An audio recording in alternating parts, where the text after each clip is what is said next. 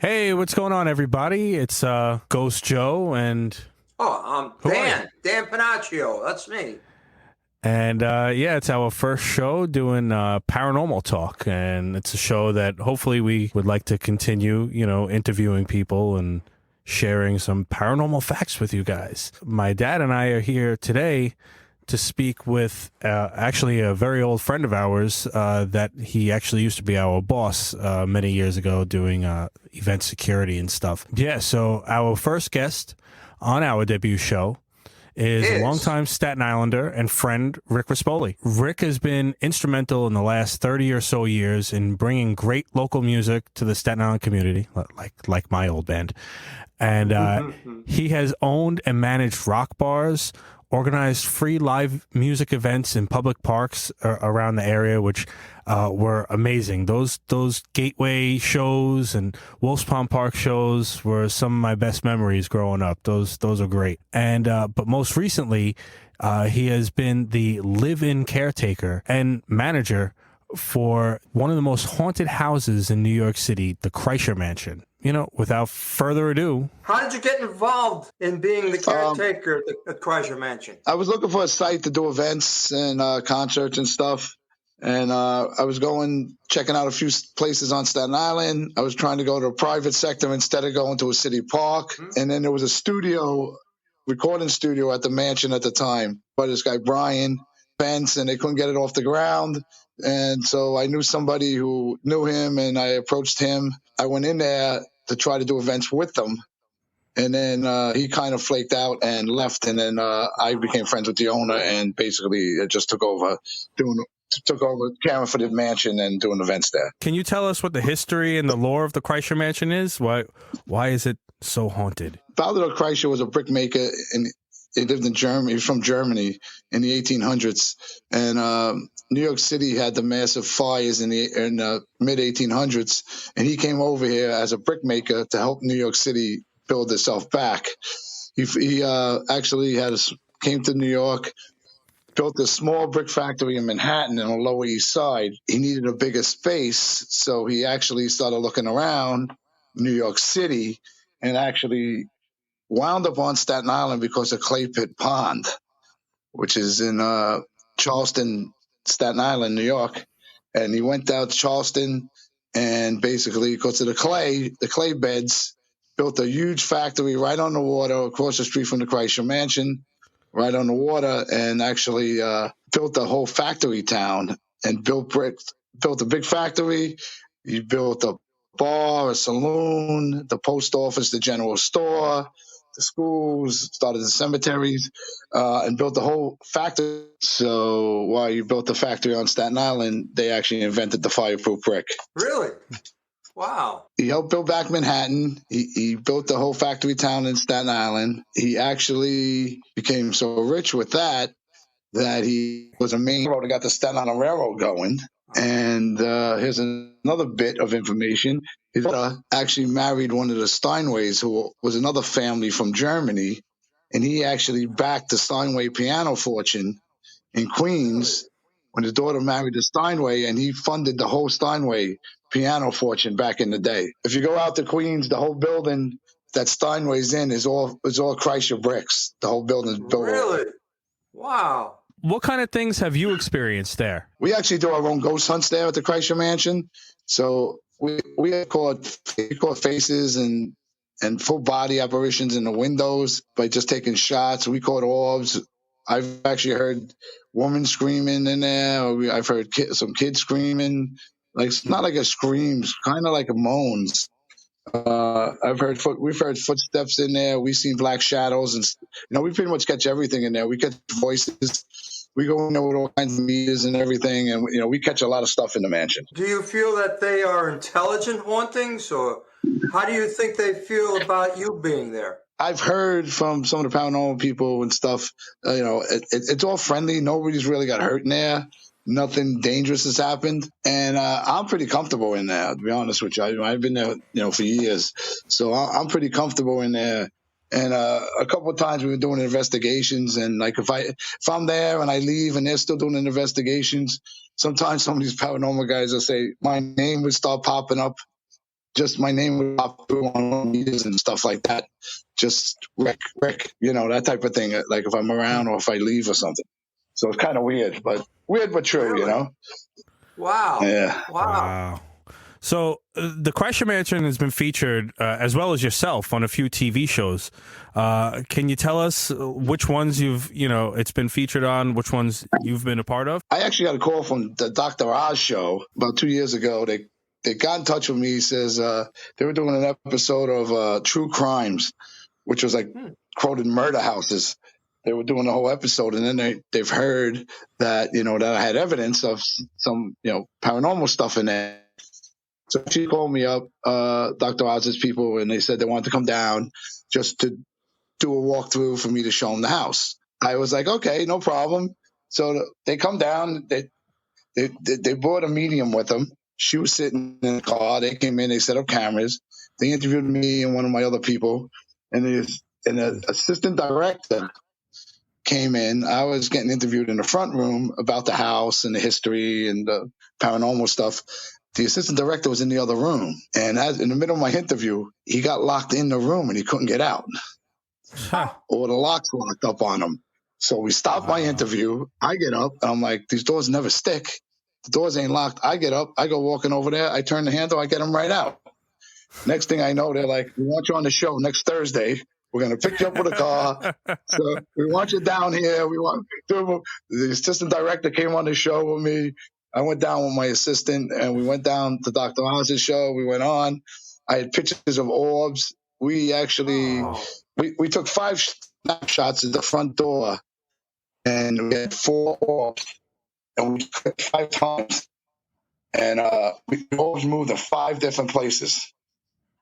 So he featured that, and we featured some of the faces in the windows, and we got one full body shot in one of the windows when I was doing one of the concerts there that a photographer took on the second stage, and it was behind the house, and he took a picture of the band, and I had the stage next to the house. There was a cage window there, and the photographer just took a picture of the band, and we looked into the picture, and we had a full body in a suit and tie. And if you match that to Balthazar Kreischer's face, it's with a beard. He had a beard in his heyday, and he had a beard in this. He was standing straight in a suit, white shirt and tie. And if you compare these pictures, it's absolutely him, just a little skinnier. And right next to him, there's a woman's face with an old bonnet hat on it.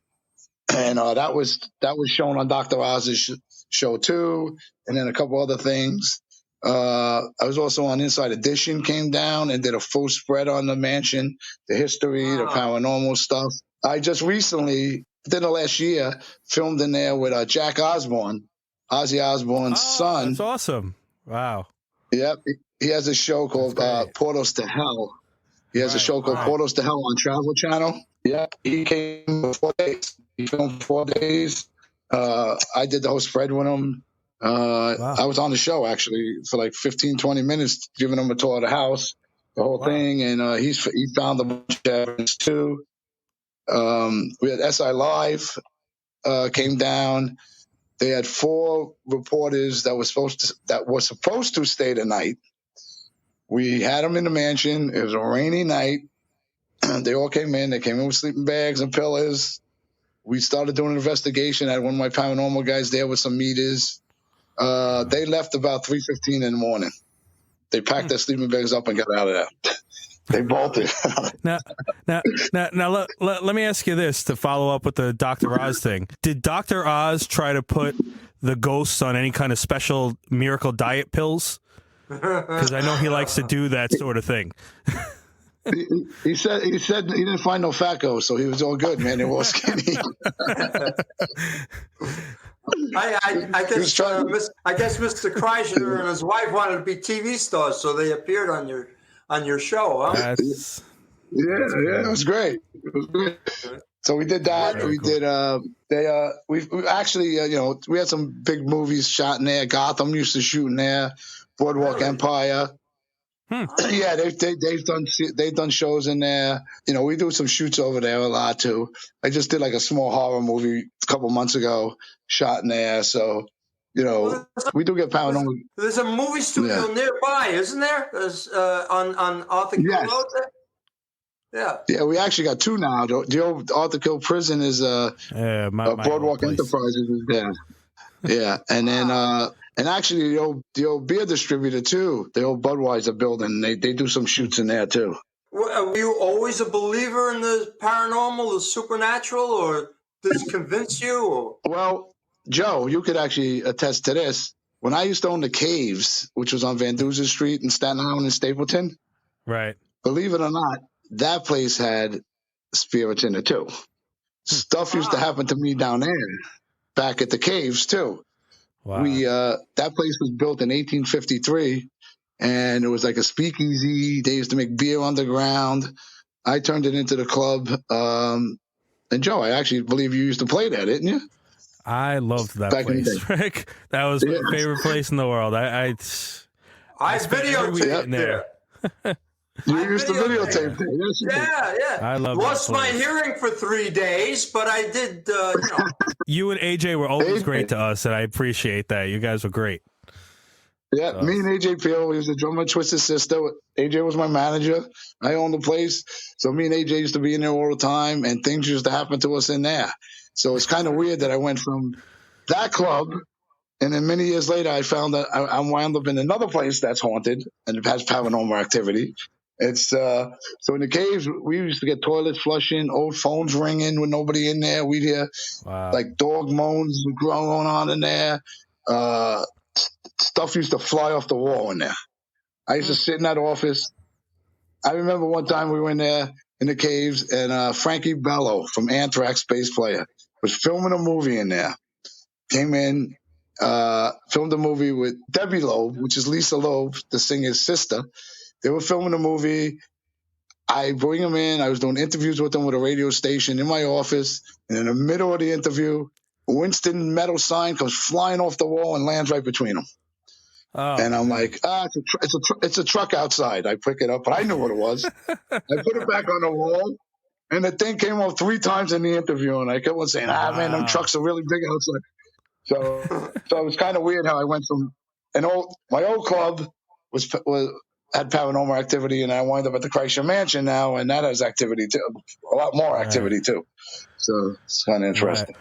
Well, really quick, actually, my experience with the Kreischer Mansion was I used to work at Feedback Studios, which was the rehearsal studio down the street from there. And a bunch of my friends used to hang out with me all the time because it was cool to hang out in a rehearsal studio. And they went over in front of the Kreischer Mansion, and they're like, oh, we want to take pictures. So they took some pictures, and then they started running back to the rehearsal studio. I said, what's the matter with you guys? They're like, we saw something that was chasing after us. I'm like, yeah, okay, whatever. I kid you not, from that point on until Feedback closed about 8 or 9 months later, the PA systems would go on by themselves. The lights would flicker. At one time, I was sitting in the office. There's nobody in the building yet. I'm sitting in the office, and the office door, somebody knocked on the office door, and there was nobody in the building. I'm like, you guys had to bring whatever was here over here, But that was my experience with it. So. There's right now I'm doing the haunted house there.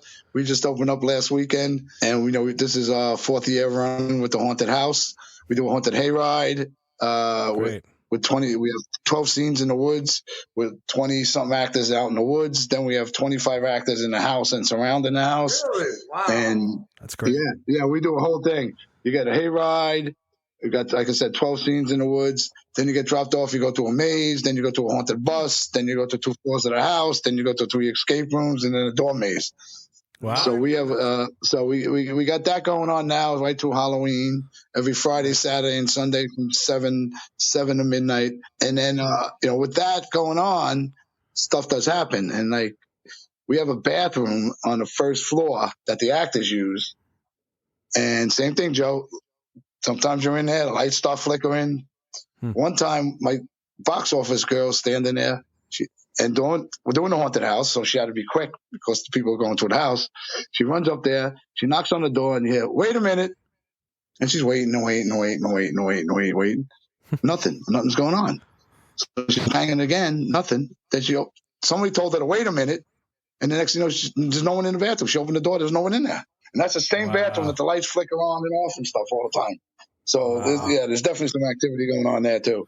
So there's just like weird things happen a lot of times over there. Do you ever feel that they're like, is there like some kind of angry feeling about it, or is there like, I mean, I know there was a tragedy on those grounds, with the fire and stuff like that, but is there like, is it an angry feeling about, going on there, a sad feeling? Like, what do you feel when you're around the area? I honestly think that I'm kind of comfortable. It's not scary. I think it's kind of sad because, okay, Balthazar Kreischer had his house, which was on the back end of the property up on the hill, okay? And he had that house. Then he built the existing house and the house next to it for his two sons. And the only house left is the one Kreischer mansion house now. But he had Charles's house is still standing, and the house to the left of it that's not there now was Edward's house. Now, Edward took over the factory when Balthazar died. The two brothers took over the factory, and Edward was found dead behind the factory. Wow. Some say it was suicide. Some say it was foul play and he was murdered. The body was taken back to the house that's still standing, Charles's house. Mm-hmm. After they found him dead behind the factory, they took him across the street because the factory was right on the water. They took him back and they went into Charles's house. So the story goes is that Charles's brother used to do seances to try to reach Edward to see if he could find out if it was a murder or if it was suicide. And apparently, as the rumor goes, that's Charles, and when he was doing the seances, opened up a lot of doors in that house that never got closed. So that's why they're saying there's so much activity in that house, in the mansion. Wow. So he was trying to reach his brother to find out if he was murdered. And the doctor who pronounced him dead lived on Main Street in Tottenville. Dr. Washington wound up marrying Edward's wife 9 months later. Wow. Coincidence? So that's why, yes, coincidence, maybe not. So there was a lot of controversy if he was murdered, if it was suicide. There was something with the way the hand was, with the shot. The hand couldn't have went that twisted that far. And ironically, his wife married the doctor I think it was 8 months later. It was between 8 and 9 months later. Didn't waste any time. No, she didn't waste any time. And then his brother, like I said, Charles was trying to do seances and stuff like that to try to reach Edward. And they think that the mirror in the first room, when you walk in the mansion, there's a big, used old mirror from the 1800s. I've been told from paranormal people that they think that's a portal. Are there any original furnishings in that house besides the mirror? No. Well, just the mirrors are part of the house. They're built into the walls. Yes. And the original fireplaces, and then mirrors are part of the walls. But as far as chandeliers and anything like that, not really. I think a lot of it was changed over the years. But when you do walk in when you walk through the front door, right and left, there's like the original walls. They were like circles, like they call them swirl walls. That was hand done. And then you walk into the main lobby there, and it looks like leather walls and ceiling before the main staircase. And it was a process called lincrusta. And it was a combination of linoleum and leather. They mixed it together. Right now, it's over 135 years old, and there's no cracks in it. So because if it was just leather, it would have cracked. So back in the day, they used to mix it with linoleum, and they call it lincrusta, and it still stands to this day. If somebody wanted to get in touch with you or find out more about the mansion, about the events and just about what you guys do possibly all year round, all that stuff, how could they do that? They could just do it. They could just email me at riskproductions@gmail.com. That's Rick, R-I-C-K, RISP, R-I-S-P, productions with an S @gmail.com. And they can just email me and I can inform them of everything. And, we also got a site up on KreischerMansions.com. Excellent. Well, I'm glad we finally got to do this, Rick. This is a long time coming. Yeah. So, I'm glad. Definitely, we're gonna get this out there, and hopefully drive some business over there, because it's listen, I know firsthand how haunted that place is from what I experienced, right down the street from me over there from that. So I could attest for that for sure. Yeah, we're doing the haunted house right now. We're doing the haunted house now every Friday, Saturday, and Sunday through Halloween. And then on November 21st, we are actually doing a ghost hunt with Sipit, Staten Island Paranormal team. We're doing a whole ghost hunt with EVPs and all kinds of meters and cameras and everything. So if anybody wants to come join us on that, they could just reach out to me, get to me, and then I'll get back to them, and we could book a reservation. Excellent. Sounds great. Oh, thanks a lot for joining us today, Rick. I really appreciate you taking your time out. I know you're very busy doing what you do over there. So, no problem. Again. You guys need anything? You want to come visit? Let me know. Yeah. Sounds great. I'd like to do that. You need any security guards? You need, some event security? I always need security. I always need security all the time.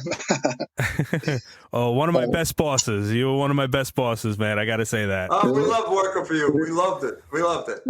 Yeah, we had good times, man. We had good. We're still going. I start my own company now too. Oh, that's so excellent. I'm still doing that stuff. Yeah, called Z Security. All right, guys. Rick, so have a good one, man. Be safe over there. Yep, thank you. Let's stay cool. And you want to come down, let me know. All right, sounds good. Thanks a lot.